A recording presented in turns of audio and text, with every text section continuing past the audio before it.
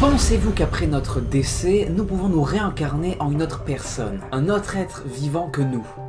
Je n'ai pas du tout la réponse à cette question, à vous d'y croire ou de ne pas y croire du tout, mais honnêtement, moi, j'ai un peu du mal à y croire, jusqu'à que je tombe sur l'histoire de Dorothy Louise Eddy. Ce nom ne vous dit peut-être rien, et pourtant, Dorothy a l'histoire de réincarnation la plus crédible à ce jour. Et je vais vous la conter aujourd'hui dans cette vidéo. Avant de commencer la vidéo, je vous invite à mettre votre petit like, votre petit abonnement, ça me ferait super plaisir et c'est la chose qu'il faut absolument faire à toutes les vidéos, sinon votre mère meurt brûlée. T'as pas dire ça non en vidéo.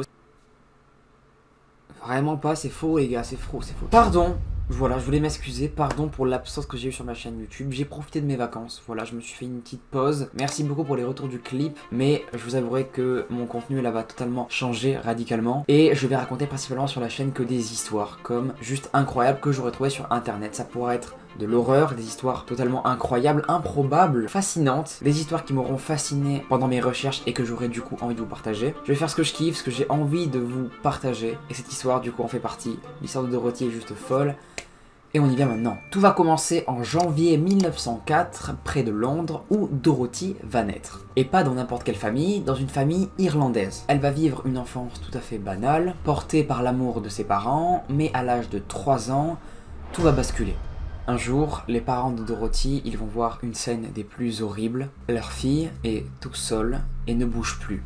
Quelque temps auparavant, Dorothy venait de tomber dans les escaliers. Les parents de Dorothy vont se rendre à l'évidence. Leur fille est décédée. Elle va être déclarée décédée quelque temps après sa chute.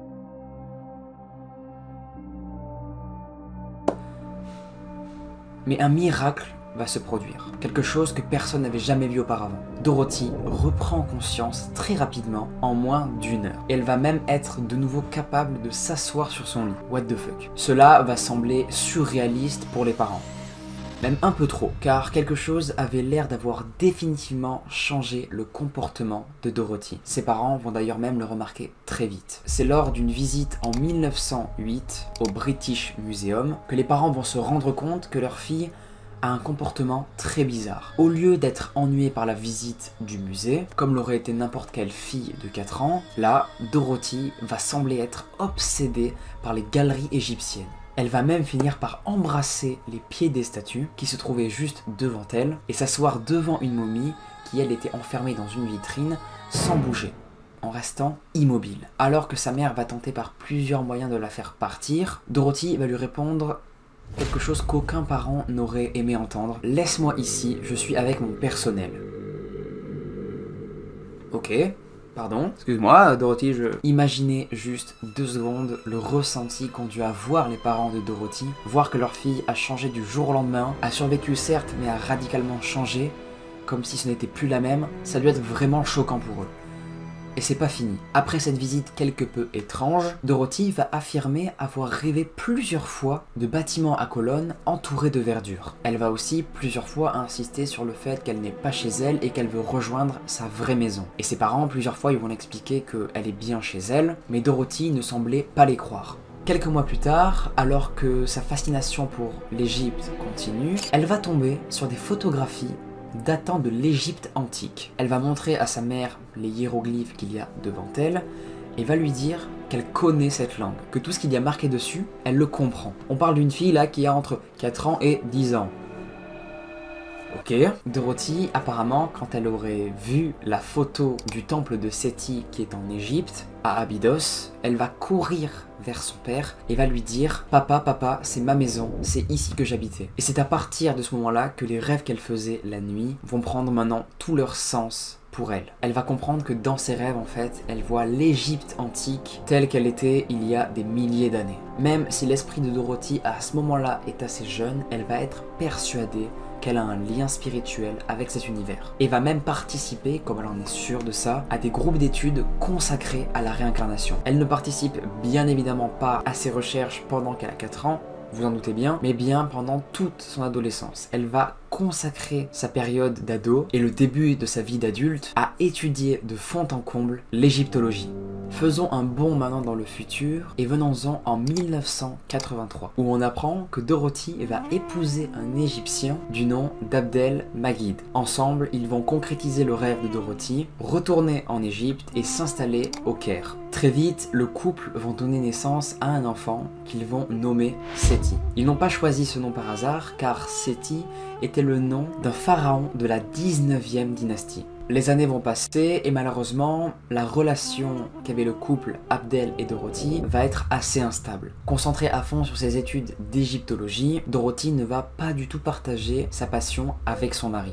Et ce qui va pas mal l'agacer et même lui faire assez peur. Car pour ne rien arranger à la situation, Dorothy va se mettre à des moments dans des états de transe. Comme si elle était possédée par l'Égypte et devait écrire tout ce qu'elle pensait. J'imagine la scène pour le mari, ça devait être terrifiant. Je ne souhaite à personne d'avoir ce genre de femme, à part si vous êtes un peu chelou, à vrai dire. Abdel va même la surprendre un jour en train de gratter des hiéroglyphes sur du papier, couvrant, écoutez-moi bien, près de 70 pages. Dorothy va décrire ses actions qu'elle fait plus tard comme un guide spirituel, avec qui elle discuterait de sa vie antérieure, de la vie qu'elle avait avant de se réincarner dans le corps de la petite fille qui est malheureusement décédée. Abdel va même nous raconter la chose qui l'a le plus terrifié et qui l'a même fait fuir de la maison.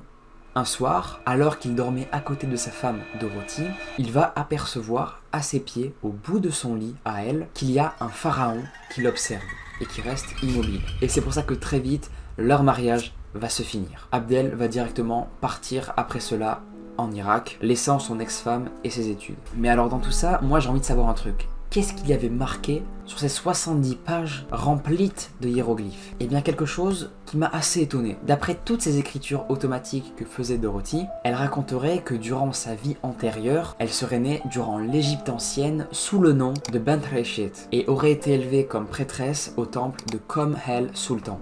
Ouah, l'accent est peu vraiment manié. À l'âge de 14 ans seulement, Dorothy va tomber amoureux de Séti. Mais quelque chose va le perturber à jamais. Il va apprendre que sa femme Dorothy l'a trompé avec le fils qu'elle avait eu. Et en plus de ça, le fils de Dorothy va la mettre enceinte.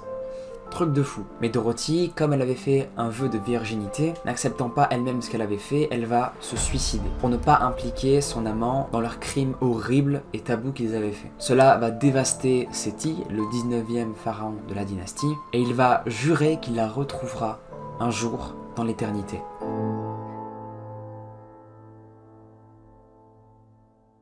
Selon Dorothy, cette prédiction était bien réelle, le pharaon l'a réellement appliquée et explique que Séti vient de temps en temps lui rendre visite la nuit, pendant qu'elle dort. Mais Dorothy ne décrira pas ces rencontres comme des rencontres flippantes, inquiétantes, mais plutôt romantiques. C'est très dur à croire. Cette histoire est, je trouve, incroyable, mais très dur à croire. Pourtant, elle a quand même pas mal d'éléments, je trouve, convaincants. Et détrompez-vous si vous pensez que cette histoire, personne ne l'a cru. Bien au contraire, de nombreux sceptiques croient encore toujours que cette personne est la réincarnation d'une grande prêtresse égyptienne. Vous allez voir pourquoi je dis ça.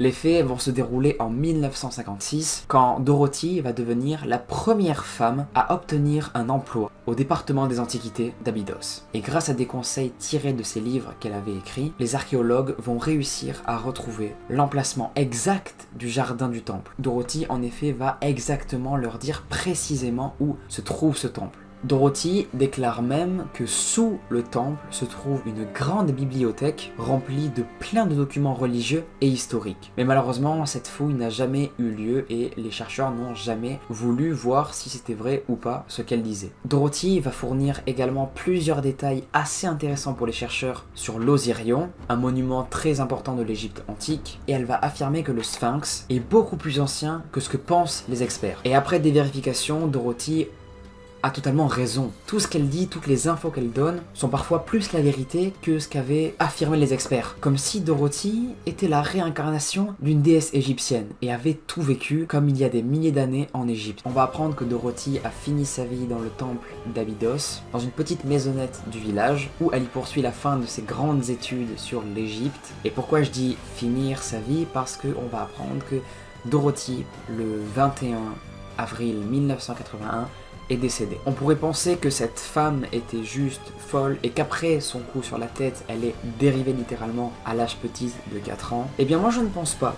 Honnêtement, je ne pense pas que ce soit la folie de cette dame parce qu'apparemment, d'après tout le monde, elle paraissait normale, elle n'avait pas l'air d'avoir un cas psy. Quoi croire? Est-ce que cette femme est la réincarnation d'une grande déesse égyptienne? Malheureusement, on ne le saura jamais, car elle a emporté ce mystère avec elle.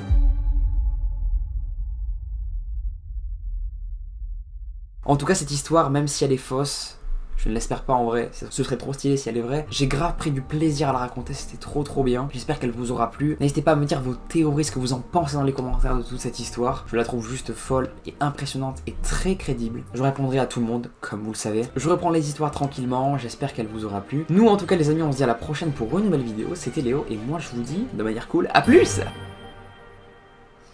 Pas la meilleure outro de ma chaîne, pour le coup, hein. Dommage, on était sur une bonne histoire, l'outro un peu moins bien. Pas grave.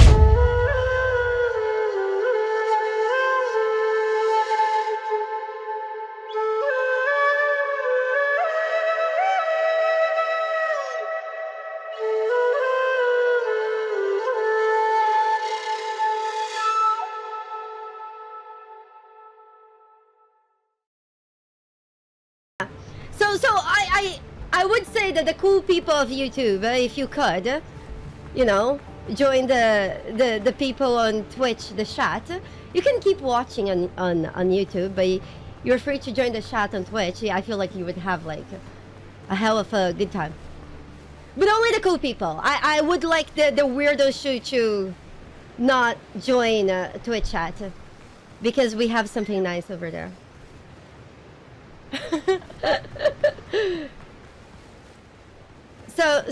So yeah.